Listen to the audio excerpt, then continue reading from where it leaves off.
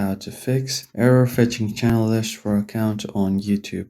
If you are having trouble fetching your channel list and you're seeing something like this, so I'm going to show you how to fix this error. First, what you want to do is make sure that your Wi-Fi connection is stable, or your data connection.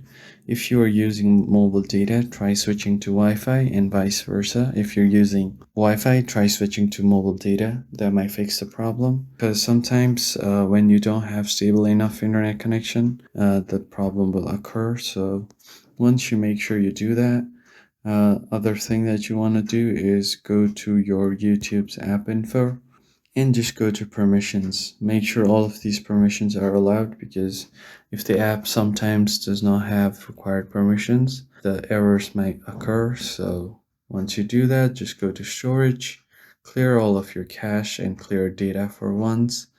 Once you do that, this will reset the app and all of the bugs or glitches will be fixed once you reset it. And you also want to try to restart your phone once. That will help also.